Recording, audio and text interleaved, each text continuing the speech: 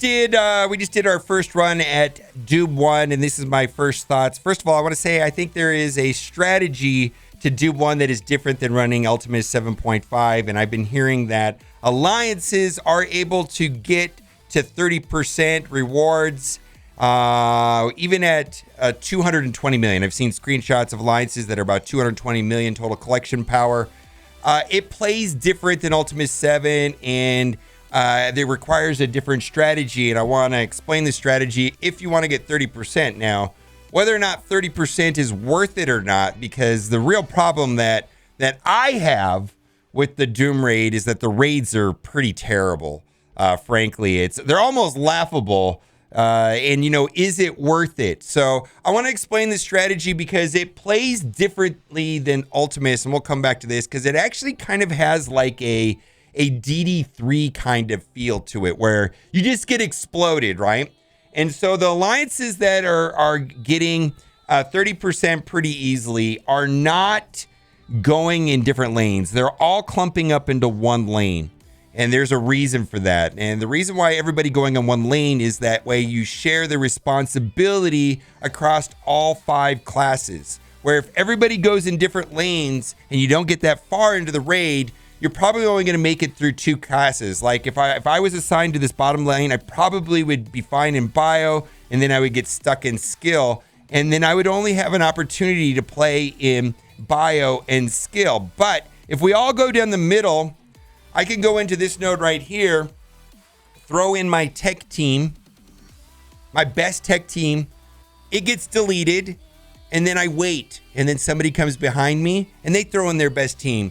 And then we wait, and then another person comes behind him. And that way we share the responsibility, and then the next time that I lock in, well, guess what? We're no longer in tech. We're now in mutant. And because now that we're in mutant, I can do a different strategy for mutants now, and I could go in and do my mutant team. And then when we get to bio, so on. So it allows me to use, like, I actually was able to go in, and we did this today. We got to 50%. And basically, my lane partners, they blew through the tech. But I was able to go through almost all of my good characters, my roster.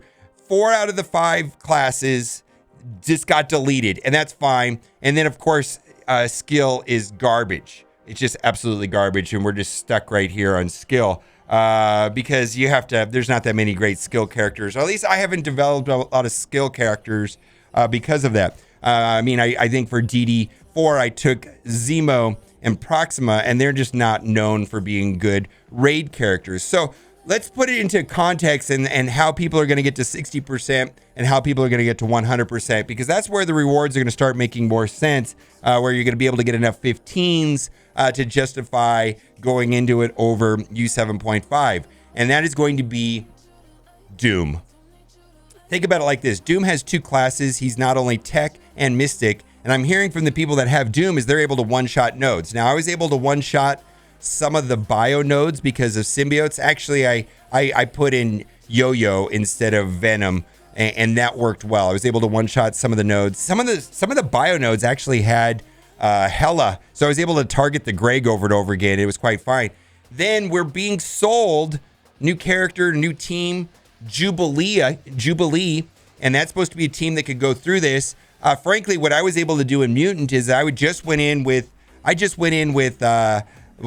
Phoenix and kind of did like a DD3 strategy where I took in Phoenix and I took in 4 other, tried to create some synergies, and make, the other 4 like a Colossus, and then they die. And then I revived only the Phoenix and then went in with like the 4 X-Men. The Astonishing X-Men team. And then I was able to do that 3 times. So I was able to refresh Phoenix, and then I was able to get through the mutant node.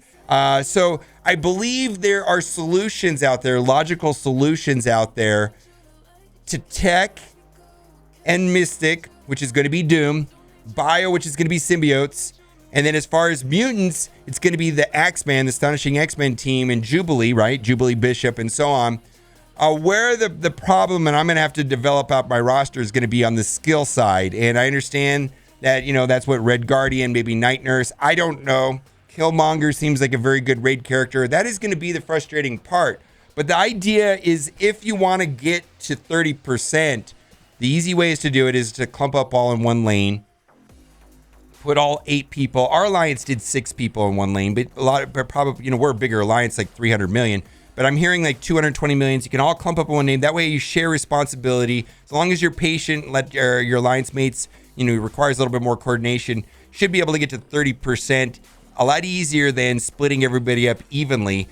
Because if you split up evenly, then you're probably only going to use 2/5 of your roster, as opposed to putting everybody in the same lane.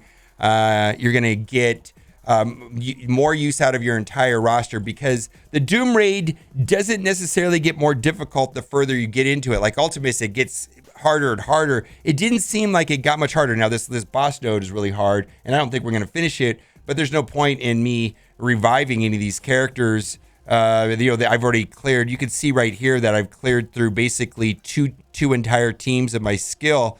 And if I was able to see the rest of my roster there, you would be able to see that I cleared like 3 sets of teams on my mutants, and I didn't do tech. My tech was done. I went through 2 sets of teams on Mystic, and then Bio was able to one-shot, so that was kind of good. That being said, what we really need to complain about is not the difficulty of the raid, because this is just a different animal than I thought it was going to be. What we really need to complain about is it even worth doing at 30%? These rewards right here are absolutely abysmal. Just absolutely, you know, like this is a gear tier 15 orb, which I need. But if we're running 30%, that means, you know, every 10 days I'm going to get 1 orb, and the 1 orb gives out 4 pieces. Let's say we do get up to tier 2, 60%, which I believe is a realistic goal for our alliance. You know, then we're going to be getting one orb every 5 days. That means every 5 days I'm going to getting 4 pieces. That's not even giving me 1 extra piece a day. I mean, even the way it stands right now for me to finish, I'm quite deep into Dark Dimension. I still need 560 more pieces. At one point I needed more than 1,000 pieces. 1 piece a day is not helping me much. I mean, it's better than it was, but still, you know, there's no purple gear here. We got the orange gear. And if I compare this to the Ultimate 7 raids, I don't know.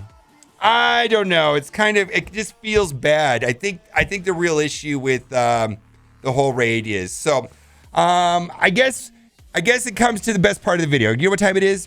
That's right. It's time for the giveaway. I really hope you liked today's video today, because if you did, you are in luck. For every single person that likes this video, you'll be getting 4 free in your account, an 8-star buff dude. This is not a scam. How'd you get like that? Every time Mobile Gamer says trash, I do 1 push-up. Wow. Jesus Christ. I don't know who made this. Someone sent this to me on Discord, but I guess this is on a Reddit post. Hopefully I can find out who made this and give them a shout out, maybe in the comment section. All right, guys, let me know what you think. And as always, thanks for watching. Keep on gaming.